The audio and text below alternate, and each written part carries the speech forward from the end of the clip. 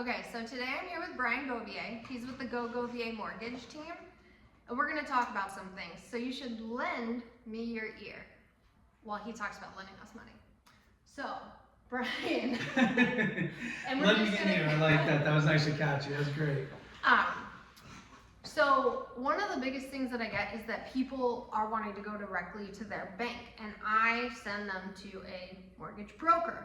So can you explain what the difference between a bank and a mortgage broker and the benefits of that? Are people just picking banks because that's where their money is held, so that's where they think they should go? That's the biggest misconception. So to start off, the definition of a bank is a retail bank, your big name banks that you see on the corner, where a mortgage broker has access to 25 to maybe 30 different lenders with obviously different products and different pricing. So working with a retail bank, you're working with an employee of the bank.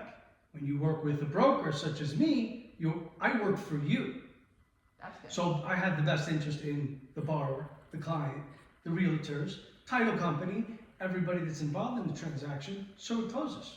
Well, it sounds like you're going to have a lot more control if there's a hang up in the mortgage, that you can go to another medium to getting them that loan.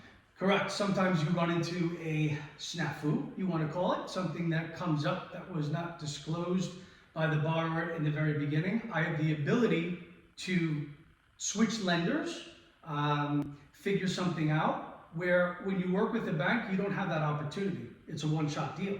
And typically these banks, when you're working with the loan officer, which is most important. So when you work for a bank, you do not need to be a licensed loan officer, registered by the state and by the government. I have to be. Bank loan officers, if they want to call them a loan officer, again, being an employee, they are under a federally chartered bank, therefore they do not need to be licensed. So you're not going to get the experience that you would get with me. Okay. Almost 2 decades in the business. So is there a scenario where they would maybe want to go to a bank where you're like, this is a better option to go to the bank? Do you ever say that? No. Okay. No. I do get that a lot. It's funny, a lot of the phone calls that I do get are from clients that said, hey, I went to my bank, and I start to laugh under my breath. Obviously, it's not face-to-face, it's over the phone. And I'm just dying to ask what their experience was. And number one, nobody's getting back to me. I said, well, you're looking into a bank that you do business with, and nobody's getting back to you. So I always laugh. It's like not John and Mary, the tellers that you see all the time. They're not the ones that are handling your loan. It's someone else behind the scenes somewhere, Kalamazoo, Michigan, if you're lucky, or overseas. So there's a lot of banks that send all of their processing overseas. Okay, so for underwriting and things like that, you have a lot more control over the timeline, so you can really press them and say, we need to get this as far as the underwriting goes. Oh yeah, I have the ability to choke people through the phone. Yeah. That's the way I say it. I've been saying that for years. We have 100% control. Banks are 30, if they're lucky, 30-day close. Most banks are 45 days. And that's my experience, because when I have borrowers that come to me, they said, oh, I went to my bank, but they can't close on time. I said, when do you want to close? Like 30 days. I'm like, I could close it in 15 days, as long as everyone cooperates. Right. That's key. Yeah, I guess that would be definitely key in that.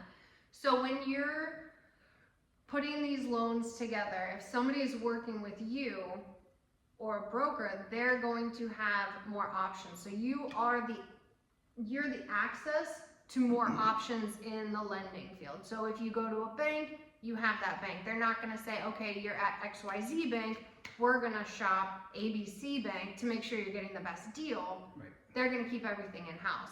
Whereas a broker is going to go back to their computer, look into all the investors that are looking right now, and find the best rates and the best fit for your unique situation. Absolutely. It comes down to product, pricing, service. And the biggest misconception is, oh, somebody told me that working with a broker, I have to pay you points. I have to pay you a commission. That is absolutely not true whatsoever. I could do a loan without any origination points, without any underwriting fees. Of course, there's a difference in the premium and the pricing of the rate. So I just went today, went to bankrate.com. It said the average rate was 7%. Of course, I put in the scenario, high credit score, 20% down. I did the same thing on my system with 30 different lenders that popped up, and I was able to offer 6.625. That's almost 0.5% lower than where a bankrate.com is on a national average. That's a really good point that I was actually going to bring up. So a lot of people, when I try to send them to a broker, they say they're not giving me a rate. My bank said that it's this amount. Well, that's because your bank exactly knows, because they make the rules specifically for what their rate is going to be. And when you go to a broker, you're not going to get an amount, and you shouldn't, right out of their mouth of what they're going to charge you, because they can go in the back end and see if they can beat it or if they can't beat it. And I'll just tell you right now, my first experience buying my first single family home, I went to a Colorado bank that I had my dad open an account when I was like 5. So I was like, this is the only bank I know. You should give me money because you hold my money. So they gave me an incredible rate verbally and put a house under contract, had my little pre-qual, and then when it went to signing for the rate and locking it, it was 2% higher. And I was livid, and I felt like I was stuck, and thank God I had a good realtor that was like, just because this is the pre-qual we use does not mean that you have to use your bank, which she told me not to use anyways, but there was a trusted relationship there because they've kept my money safe for a long time, but they've also never given me money outside of like 0.1% interest. So I thought, because I trusted them, used them for a long time, that they were going to be completely transparent, and the bank is what the bank is what the bank is, and they didn't flex or match the rate that the realtor sent me to her broker at that rate. They were just like, no, this is what it is. Sorry, there was a miscommunication. There wasn't. I feel like you lied. You know who you are. But that was a personal experience on my first house, and I was very soured to it. So now, I want to hear if there's positives and negatives, and maybe I do have one investor that his specific bank does offer him, because he's high net worth, reduced product prices, and that can be an asterisk caveat too when they are advertising these rates, and you read the fine print and it's like, oh, I needed a $3 million net worth to qualify for this. That's the only thing I can't touch. Right. That's the only time I would ever lose a loan to a bank, is if that borrower is a high net worth client. Millions of dollars. We're not talking about $1 million, typically millions of dollars. We can't even touch that rate, because they're just basically borrowing off of their money, which they don't even necessarily know. That's why they're getting the rate, and they want to retain that client, because if that client has $2 to $3 million, trust me, the bank is making a ton of money off of that money, so therefore they're going to give the lowest rate possible. It's almost like free money to them. Yeah, and they're trying to recycle that money into their system without it coming out, because then they lose the lendability of that account. Yeah. So that's the only instance that I've found with a bank where they're working in the interest of their client. If you've had a different experience, or you're like, I loved my bank, well, just let me know and I'll listen to you, and I'll change my mind if you have a compelling argument. But otherwise, this is really where I go for the best deals. And we're talking, okay, like for me personally, when I buy houses, I use a bank statement only loan. I just want less paperwork. So I do that. So Brian's company can do the no-doc loans. They can do the bank statement only. They can do DSCR loans. They have access to some government grants depending on your zip code. So these are all things that creatively he and his team can go to and find for you. And they're just going to seek it out to benefit you. There's not a bottom line that this is company, this is what it is, we're the one providing the money. They're going out and finding the best deal for you. Did I sum that up well? You did, pretty much. I do get a lot of business from bankers because they have trust in me. If they could refer to me, which typically they're not allowed to. You don't qualify? Sorry, you don't qualify, you're out the door. But a good banker that has been with the bank for a long time, I have a guy. They put Give a you little call. card under their packet as they slide it over to you. Let me open my drawer and find that business card Brian gave me. Yeah. So it all comes down to products. It's amazing what even realtors don't know, and especially you would expect the borrower to know that there's a no-doc loan. Again, this is for investors. You have debt service coverage ratio loans, which are again for investors. Bank statement loans, as you mentioned. There's a slew of products that are available. And the competition is fierce. When I say competition, the banks that I do business with, so now they have investor loans with 15% down. Oh, wow. And there's no PMI because it's not a traditional loan. When you say traditional, you mean conforming. What does conforming mean?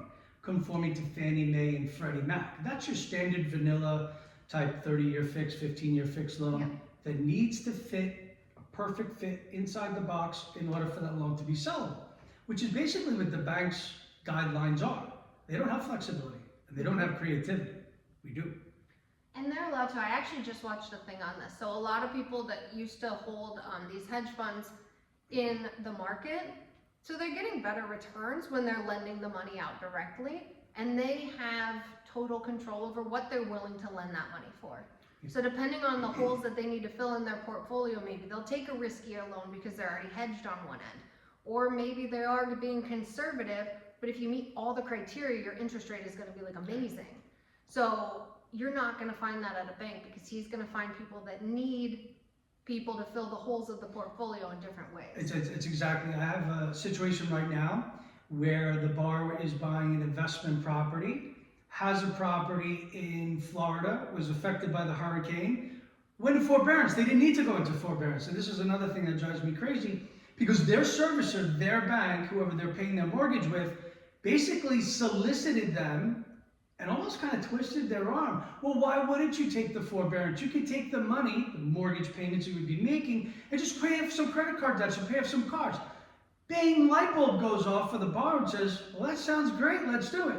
Well, guess what? She's got a problem now because that loan's in forbearance. Yes, it was due to a natural disaster, but banking laws and rules are what they are. Yeah. There's no common sense or logic. That's my motto is what I always say. But of course, we were able to submit the loan file, paint a beautiful picture, submit it to underwriting with a letter looking for an exception. And we just got that about 2 hours ago. Oh, that's awesome. Yeah, man. Your email even says that. When he sends his email out, at the bottom it says, there is no rhyme or reason to lending. We may ask you for multiple things. This is to get your loan closed. And you don't want to work with somebody. I actually shopped around for a line of credit on one of my properties. It's an investment property, so a lot of people weren't gonna touch it. But there were so many places you could input your data, and it was just like, oh, put this, this, this, and this, you're pre-qualified. You're not. That is the hook, and then you click submit, and that's the line and sinker. Because now they're gonna pull your credit, you don't know what you're submitting to. Talk to a live person, no matter how you're wanting to get money and how you're wanting to utilize that money. My suggestion to you, and that's why we're talking about this today, is somebody honest, somebody that you trust, somebody that's going to shoot straight. It might be information you don't want to hear. I know plenty of my clients get information from me they might not want to hear, but they're going to hear it because that's what I do for a living, is tell you the truth, get you the best deals, negotiate on your behalf on either side of the deal. And make sure that everything's organized and everything paperwork-wise is good. And you want that same representation on the financial side. You want people that you trust. You don't want to just be clicking buttons, sending your information out there and believing you're qualified. They do ask for a lot of documentation and things like that, and you want it because you want on the front end to know if you're going to qualify. I mean, you run into that all the time. I do. Sometimes I'll get a borrower that will come from you. They already spoke with their bank. They said, I'm pre-approved for XYZ. I'm like, great. I said, so you've submitted all your, I asked if they're self-employed or not, so I know quickly what to ask for or ask them. I said, so you provided all your W-2s, pay stubs, everything you needed? They're like, no, they know everything. First off, when you do business with the bank, like I do for checking savings and business accounts, when you do a mortgage with them, it's a completely different division. It's like working with another bank. Yeah. And again, you could be, the person you could be dealing with could be AI. That's another big issue we have now. Yeah. Lenders are using AI to underwrite files. What I was getting to, which was common for years, is they're using offshore processors. Yeah. Like Oh, sure. Okay, and Not to I'm mention sure that's countries, like but- on the up and up, buttoned up, like you wouldn't believe. Yeah, that's No. crazy. Yeah. So people think they're pre-approved, and I'll kind of summarize and sum that all up in one shot. There's a listing agent, don't know if they do it anymore, does a lot of volume, and in their broker remarks on the listing, which means that the consumer, the borrowers, don't see this information, just the realtors that have access to the listing information. And in the remarks, it says, will not accept any pre-approvals from, he names the banks, which I think that's why you can't do it anymore, I'm not gonna name them, Yeah. but the big name banks, I think you can figure out who they are, will not accept any offers. There's a reason why, because the success was minimal. Well, and I would assume that when you're working with an employee, the incentive to get it closed, it's not as pressing for them when it comes to the dates and deadlines. So if you're working with, say, a broker, a realtor, anything, we're gonna have a dates and deadlines, and those dates mean something. Like that means the difference between when you can get your deposit back and when you're not getting your deposit back. How I can fight in your corner, and how now we've waived the right for that. Your financial contingency, if you go past that point, you're at the seller's mercy of signing it, or you need to pull out of that deal, or you kind of ride the line and be a little risky and hope it comes through. But I can understand why that broker specifically put that in there, because I have had it where I get emails from the bank that just says, you're in the queue, you've been in the queue for 2 days, they will get to you on the next review. And there could be one thing wrong, and you go back in the queue for review on the underwriting process, for final review. And there's not, like, to my knowledge, a pressing section of this queue. Yeah. It is a queue. There's another big underwriter that's kind of commercialized that does this, and there might be 1,500 people, and they're getting through 500 a day. That's great, but you're not getting seen until day 3 after you put in that queue. So I've run into that quite a lot, and don't get me wrong, like I've definitely closed deals with banks that I'm like, let's high five each other. You surprised me. But it's not an overall experience with a specific bank. It's just that things fell in line to where they performed phenomenally because that buyer checked every box and everything just worked out. There were no hang-ups on anything. We didn't have to jump any hurdles. So I have had those experiences, but if you are gonna have a hurdle in the middle of a deal, you want somebody that has jumped it before and gets creative, not somebody that says, oh, there's a hurdle now, we kind of don't do those. You don't fit our mold anymore. Yeah, creativity is key. Yeah. So I think communication in any business, I don't care what business it is, in a restaurant business, across the board, and I'm very big in giving, updates when they're necessary for all parties to let everybody know where. And I always get feedback from a title company or the other agent. They're like, I love the way you do business. I can actually go out and continue doing business the way I do without having to worry about XYZ loan that you're handling. I said, no, you go out, you do what you do best. Which is huge. Yeah. Like Simple. it's absolutely huge. Everybody has their role in it, but there's definitely, I see from a monetary perspective, if you are, and I'm not saying go out and like apply everywhere. That is a really dumb decision. Me too. Don't do that. Talk to people that you trust and see who they trust. And if you trust them, then you already can pseudo trust the other person. Call them, vibe. If you want to call a couple people, call and see who you vibe well with. But if somebody's recommending somebody and you trust that person, that is going to be far better than online clicking, Googling, then going to what he was talking about, like bankrates.com or whatever. They're luring you with these rates. I went on it today. I clicked I went bankrate.com, went there, clicked on it, asked me one question. You buying a house? Yes. Next thing you know, I got caught up. I was like 10 pages deep. I'm like, hey, I'm not doing it anymore because next thing you know, you're going to ask me my email and I'm going to get solicited by 15, 20 people. I'd like to preface with he is not buying a house because he has not called me. But he was just checking, okay? He's just checking. But yeah, I've fallen victim to it knowing better because it seems too good to be true.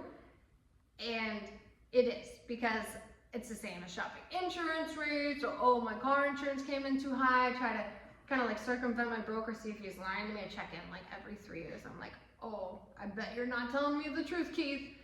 Keith's telling me the truth. Yeah. When it gets down to the nuts and bolts, these are people that I trust. They've never done me wrong, and they were referred by people that I trust. Yeah. And the other thing is also with online mortgage companies, we know who they are, the big names. I don't like to mention names in this interview because I don't think it's right. Not that I'm looking to bash somebody, but it's these online mortgage companies.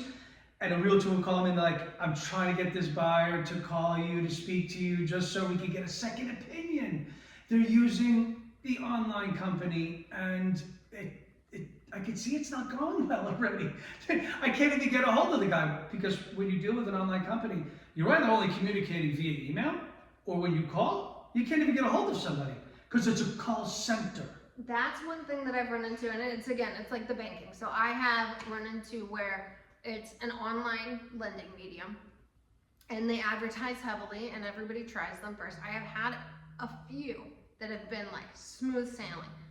What I will tell you is I have never had one where I talked to the same person that called me to tell me they qualified, to even a week later, as soon as you're past a point, they give you a new number and a new extension, actually is what they give you. Yeah. And then you go to another extension, and you go to like 6 or 7 Yeah, I'm not a big teams. fan of extensions, even when a borrower gives me their insurance agent, and they give me a number, and the minute I call, and it says, oh, welcome to XYZ, press 1 for this person, press 1. They're not available. Okay, leave a message. 24 hours goes by. I'm like, I gotta do this again? Yep. Well, I ended up actually CCing like literally everybody that I've ever been in contact on that file, because everybody's in my file who I've contacted with. And I just CC everyone, and one person answers the right answer, and everybody else is like, this is not my department. You already moved on from here. I'm like, well, you're tied in, bud, because you messaged me once. So accountability is it does key. make it hard to streamline it for sure. Yeah, absolutely. Accountability is big. But basically what we just kind of wanted to come and talk to you guys about was what is the difference in going with the bank. Then we got onto the online mediums, and we went on to clickbait. And the biggest thing with it is that all of us are kind of lured in by either longevity with our bank, that they hold our money, why wouldn't they give us the best deal? Clickbait online, where they're showing you rates that are unrealistic and that at the end of the day won't come true. And then going with a broker. And am I saying that there are bad brokers out there? Yeah, for sure. What I'm telling you is that I have personally used Brian. He's a phenomenal broker. There are others like him. I use Brian, and he always has a solution. So it doesn't just have to be conventional FHA. Sometimes there's state grant programs that he can get people up to 5% towards their down payment. You can talk to him about that. He'll put you on a list, so when those funds come available again, you're getting a call. So, hey, we know this is what we want to use. Now's not the time. When this comes available, we want you to call us. He's going to call you. And your agent, your realtor, and your lending agent to be just on the same page as far as how they operate. Is that there's follow through, there's thoroughness, and there's a relational vibe, so that you guys know that you're trusting the person that you're working with. Yeah, and in this business, it's key. You have to have a team. You know, my attitude is 24/7. You know, obviously I'm out 24 hours a day, but that is my attitude. And I take care of the client. That's the most important thing, because if I take care of a borrower, that means I'm taking care of the agent, Paige, the other agent, title company, insurance company. Everybody's getting paid when there is a team coordination to get it done, and everyone has to be responsive. Now, I have my team. You deal with me directly. I'm always available, but you have to have that coordination in play. I think it's so important. Yeah. And I think that's where a lot of problems that we have in all industries is that it just becomes too consumed, where everybody has big departments, extensions. You want to deal with people one-on-one. Yeah, absolutely. So that's just what we kind of wanted to talk to you guys about today, were what were the differences, maybe clear up some misconceptions, or if you totally disagree with what was talked about today, just put it out there and I'll think on it. I don't know if I'll think that hard, because I'm pretty stuck on what to think. She's quick and fast. Put it out there. So. Yeah, absolutely. We love the phone calls with ideas. It's just, again, we're problem solvers. You know, give me an idea what you're looking at and say, yeah, it can be done. Yeah. And then we take the next step. I'm never going to say yes, yes, yes. I'll never do that. I'm not a yes man. I like to hear all the nuts and bolts and to put everything together and see how we can make it happen. But if it can get done, you do get it done. Bingo. Have a good one.